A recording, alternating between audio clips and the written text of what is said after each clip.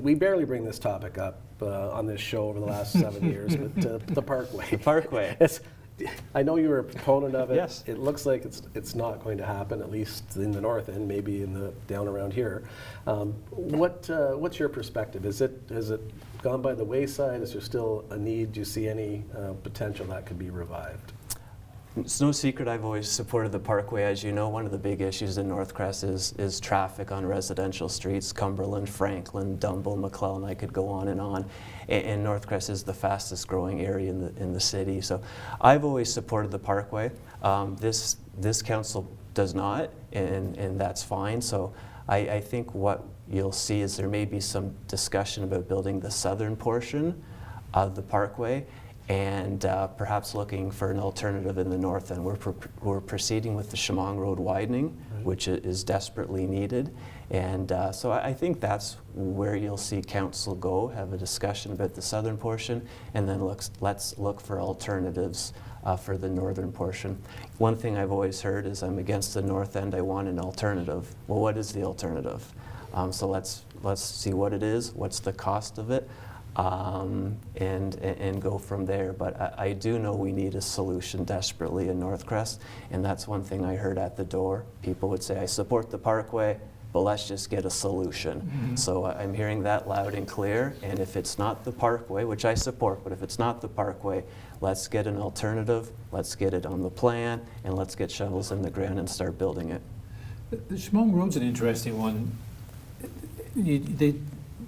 For years, when I first came here, it was Lansdowne Street people talked about, and widening, fixing, and eventually it started, and then it just kept going. So they ended up taking Lansdowne Street to 5 lanes all the way out pretty much to the west city limit.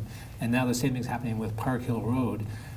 Chemong Road, maybe next to Lansdowne Street, is the busiest street in the city.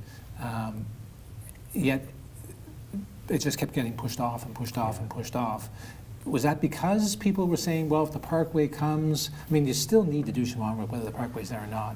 It's a major commercial strip now, and it needs that center turning lane for sure. Do you think that's why it took so long? Yeah, there was discussion at the time, do we build Chemong Road or do we build the Parkway portion between Fairburn and Chemong? Mm-hmm. You couldn't do both. Number one, cost, but more than that, just the traffic mess if you're doing 2 major projects right side by side. But since the Parkway never happened. That's right, but up until 4 years ago or 3 years ago, it was still a possibility. So now Chemong Road is full steam ahead. $1 million this year to buy additional property and start moving utilities, and then the big construction in the next 2 years.